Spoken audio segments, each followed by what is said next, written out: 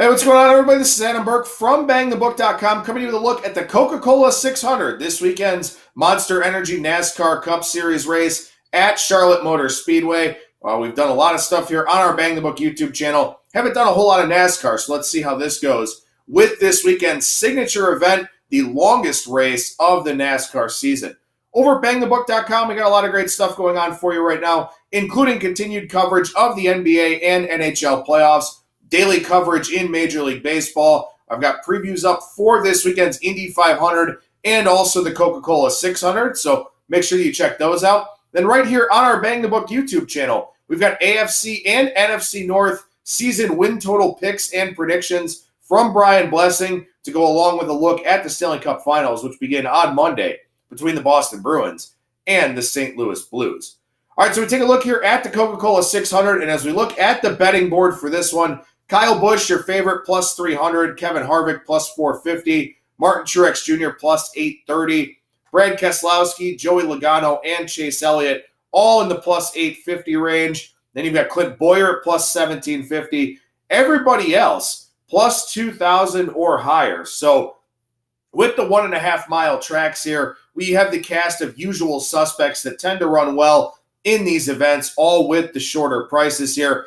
As I mentioned, this is the longest race of the NASCAR season, 400 laps around that 1.5 mile track on the outskirts of Charlotte. 4 stages here for this one, all 100 laps each, and we do have a scheduled stoppage halfway through the race for a moment of silence in honor of the Memorial Day holiday. So what's really interesting about this race is that it's a real challenge for the pit crews. This race starts with sunlight, goes through dusk, and then goes on into nighttime with that 600-mile distance. So what we have here in this race is that we've got very different tire wear, very different engine temperatures, stuff like that. So the pit crews have to be on task in this race, and that certainly could wind up being a big part of the handicap here.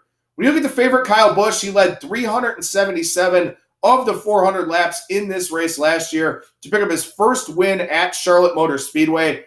Amazing to think with Kyle Busch and all the races he's won over the years, did not have a win at Charlotte. Well, now he does. And when you look at races like this, you generally want to see how these guys have done on these 1.5 mile tracks.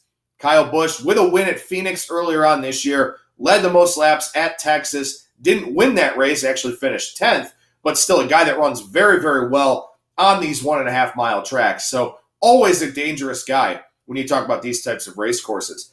Kevin Harvick is a 2-time winner in this race, but has not won it since 2013. Led the most laps a couple weeks ago at Kansas on that 1.5 mile track, but wound up with his 14th straight start without a win. So Kevin Harvick in a big-time slump right now. We'll see if he's able to get that victory here this weekend.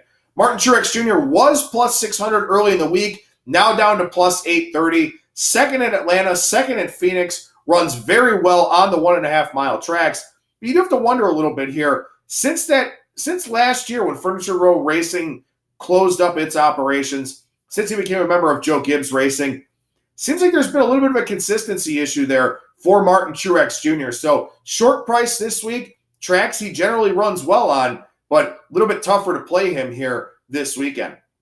Kyle Larson's an interesting guy to me in that 20-1 range. Swept the All-Star race and the Monster Energy Open last week. So obviously found the right line there at Charlotte. Something you do want to consider. Could be a very intriguing price grab at 20-1. Brent Keselowski has 3 wins so far this season.